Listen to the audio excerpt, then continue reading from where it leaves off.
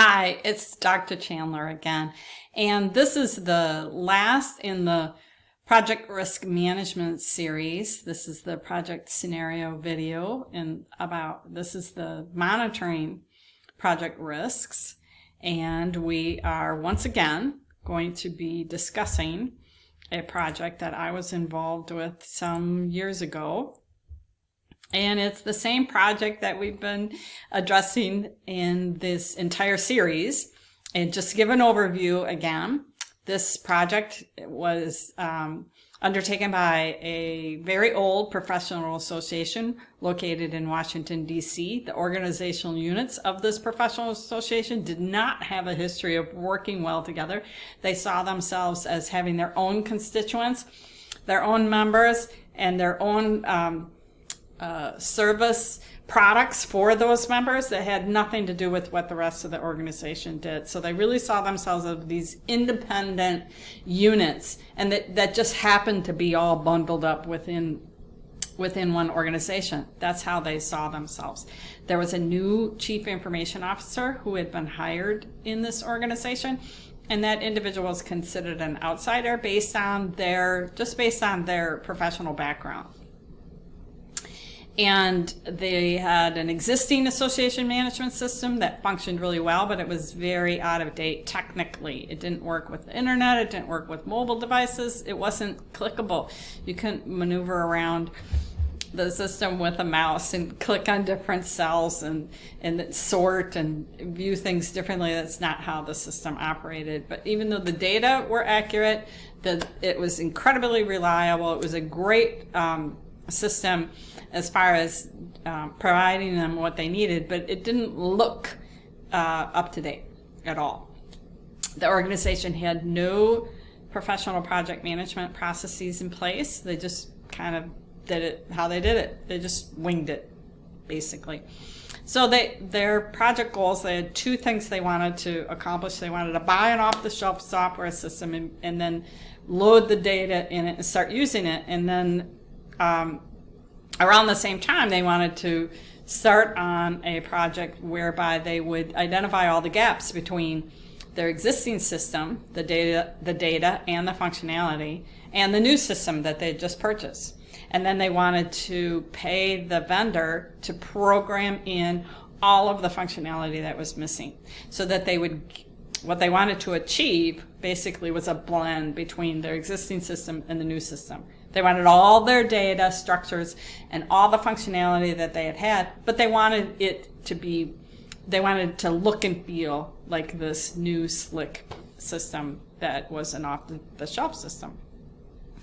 And they thought about a year they'd be able to get this all done. And they didn't have any risk management planning. That wasn't part of their culture as an organization, so there was no risk management plan. And there was no risk management processes in place either. So within that context, the monitoring for project risks, there's a lot that falls into this area. And it isn't just monitoring like, oh, I'm going to watch the risks happen, right? Like I'm just monitoring that they're occurring.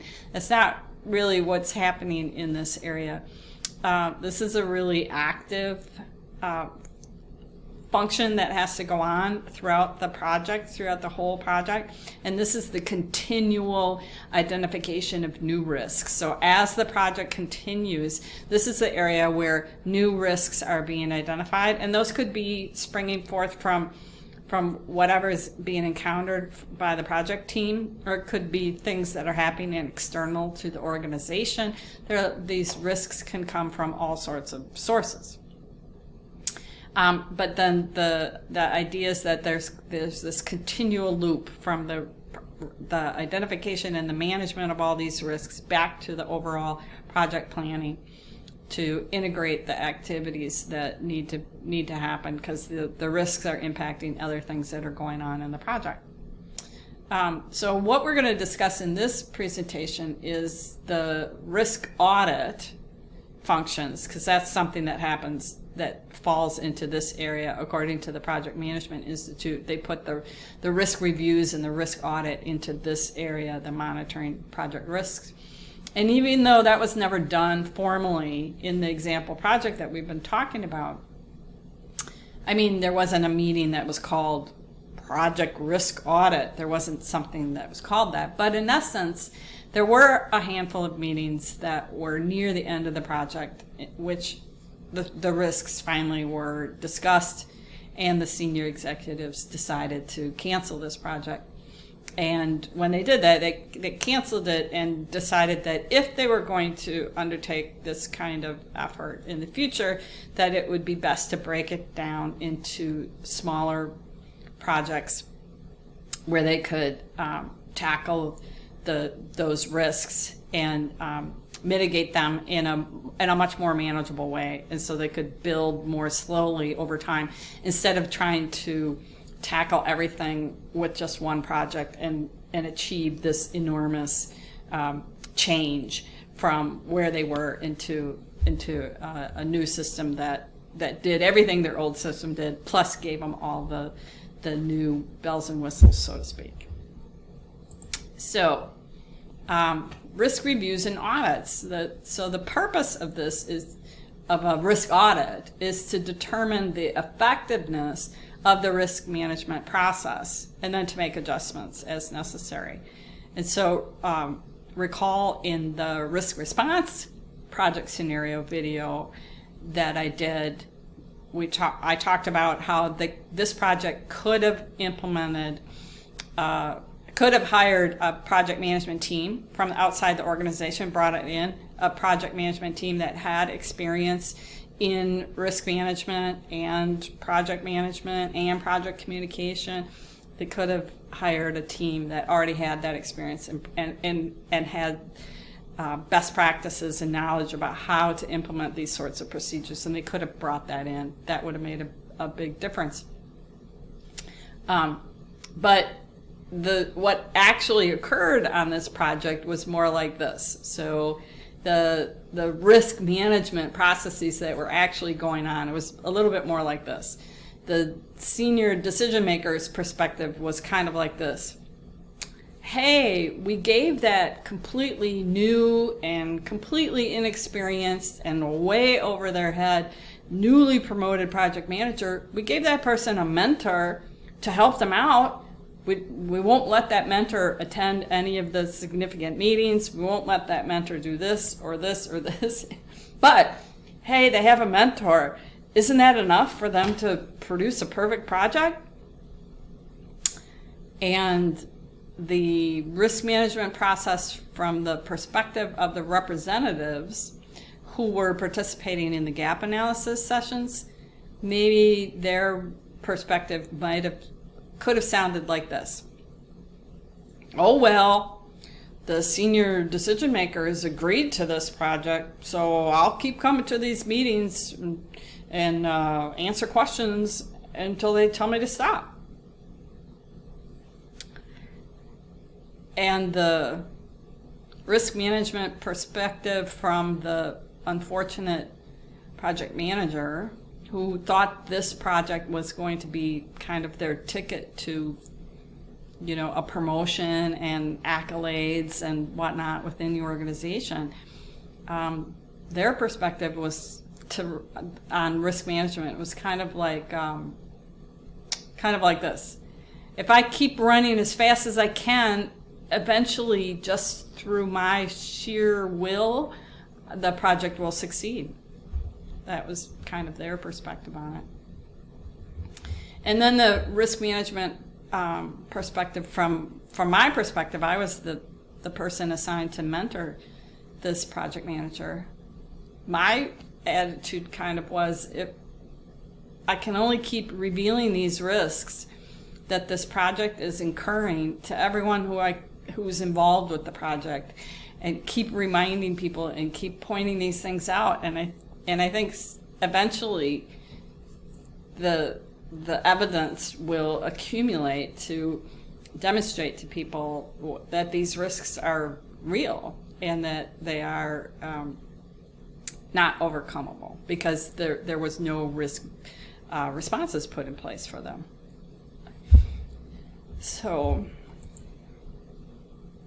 let's talk a little bit more about the unrealistic expectations that existed around this project.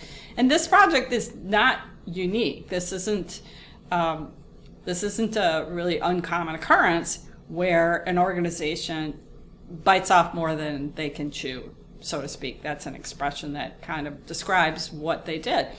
They were, the senior decision makers believed all the vendor sales hype that they heard.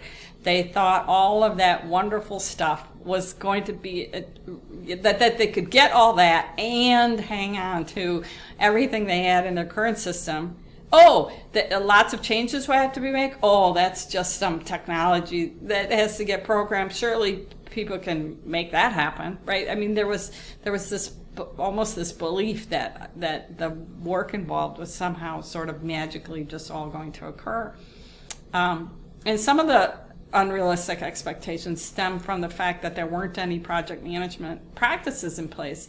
So, because that's why the senior decision makers had no idea what normal projects looked and felt like.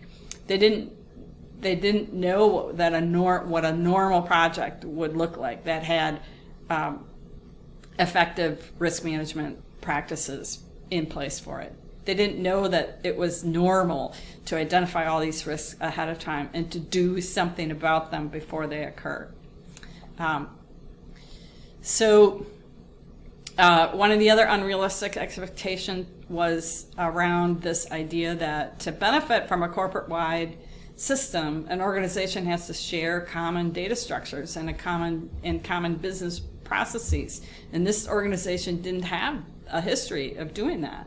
And it came as a surprise to many of the people who were involved with the project that they were going to lose their customized functions and would be required instead to use these common functions and a common data structures. And so the expectations hadn't been set that this combination of their existing system and the new system was going to mean that they were going to leave some things behind. That was an unrealistic expectation. They thought they were going to keep all that.